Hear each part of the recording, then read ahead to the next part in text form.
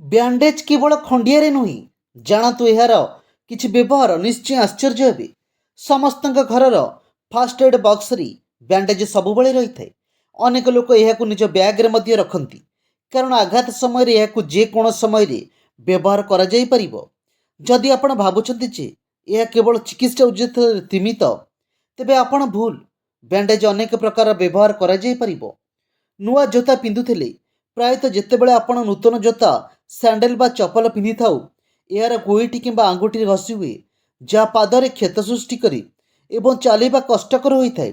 ଏହି ସମସ୍ୟାରୁ ରକ୍ଷା ପାଇବା ପାଇଁ ଏକ ବ୍ୟାଣ୍ଡେଜ୍ ବ୍ୟବହାର କରନ୍ତୁ। ଏହାକୁ ଜୋତା ଭିତରେ ଉପର ଅଂଶ କିମ୍ବା ଗୋଇଠି ପାର୍ଶ୍ୱରେ ଲଗାନ୍ତୁ। ଏହା ଚର୍ମକୁ ଘଷିବ ନାହିଁ ଏବଂ ଜ୍ୱଳନ ସୃଷ୍ଟି କରିବ ନାହିଁ। ବାନ୍ତି ହେଉଥିଲେ, ଯଦି ଆପଣ ବସ୍ କିମ୍ବା ଟ୍ରେନ୍ ଯାତ୍ରା କରିବା ସମୟରେ କିମ୍ବା ପାହାଡ଼ରେ ଚାଲିବା ସମୟରେ ପ୍ରାୟତଃ ବାନ୍ତି କରନ୍ତି, ତେବେ ଏକ ବ୍ୟାଣ୍ଡେଜ୍ ଆପଣଙ୍କ ସମସ୍ୟାର ସମାଧାନ କରିପାରିବ। ବ୍ୟାଣ୍ଡେଜ୍ ଉପରେ ଟିକିଏ ଔଷଧଯୁକ୍ତ ତେଲ ଛିଞ୍ଚି ହାତରେ ଲଗାନ୍ତୁ। ଏହା ଆପଣଙ୍କୁ ବାନ୍ତି ହେବାରୁ ରକ୍ଷା କରିବ। କେବଳ ଏତିକି ନୁହେଁ, ଯଦି ଆପଣ ଗଳାରେ ଯନ୍ତ୍ରଣା ହେଉଛି, ତେବେ ଆପଣଙ୍କ ଗଳାରେ ଔଷଧଯୁକ୍ତ ତେଲ ବୁନ୍ଦା ଲଗାଇ ଏକ ବ୍ୟାଣ୍ଡେଜ୍ ଲଗାଇ ଦିଅନ୍ତୁ। ଏବଂ ଯଦି ଆପଣଙ୍କର ନାକ ବନ୍ଦ ଅଛି, ତେବେ ଏହାକୁ ଆପଣଙ୍କ ନାକରେ ଲଗାନ୍ତୁ। ଏହା ବି ନିଶ୍ୱାସ ନେବା ସହଜ କରିବ, ହେଲେ ନାକର ଉପରି ଭାଗରେ ଲଗାଇବେ। ନୂଆ ଡ୍ରେସ୍ ପିନ୍ଧୁଥିଲି, ପ୍ରାୟତଃ ଝିଅମାନେ ଫ୍ୟାସନେବଲ୍ ଦେଖାଯିବା ପାଇଁ ବିଭିନ୍ନ ଡିଜାଇନ୍ର ଡ୍ରେସ୍ ପିନ୍ଧନ୍ତି। ଅନେକ ସମୟରେ ଏଥିପାଇଁ ସେମାନଙ୍କୁ ଏକ ଓପ୍ସ ମୁହୂର୍ତ୍ତର ସମ୍ମୁଖୀନ ହେବାକୁ ପଡ଼ିଥାଏ। ଯଦି ଆପଣଙ୍କ ଭିତର ପୋଷାକର ସ୍କ୍ରିପ୍ଟ ଟପ୍ ପିନ୍ଧିବା ସମୟରେ ଦେଖାଯାଏ, ତେବେ ବ୍ୟାଣ୍ଡେଜ୍ ସାହାଯ୍ୟରେ ସେଗୁଡ଼ିକୁ ଚର୍ମରେ ଲଗାନ୍ତୁ। ସେଗୁଡ଼ିକ ଉପରକୁ ଦେଖାଯିବ ନାହିଁ।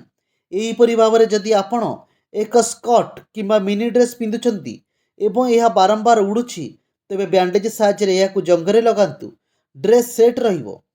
ଚାର୍ଜର କେବୁଲ୍ ସୁରକ୍ଷିତ ରହିବ। ଅନେକ ଥର ମୋବାଇଲ କିମ୍ବା ଲ୍ୟାପଟପ୍ ଚାର୍ଜର ବାରମ୍ବାର ବଙ୍କା ହେବା ଯୋଗୁଁ ଭାଙ୍ଗିବାକୁ ଲାଗେ। ଏହା ଯୋଗୁଁ ଏହା ଅନେକ ଥର ଭାଙ୍ଗି ମଧ୍ୟ ଯାଇଥାଏ। ଏହି ଚାର୍ଜରଗୁଡ଼ିକର ଶେଷରୁ ଶୀଘ୍ର ଭାଙ୍ଗିଯାଏ। ଭାଙ୍ଗିବାରୁ ରୋକିବା ପାଇଁ ଏହା ଉପରେ ଏକ ଗୋଲ ବ୍ୟାଣ୍ଡେଜ୍ ଲଗାନ୍ତୁ।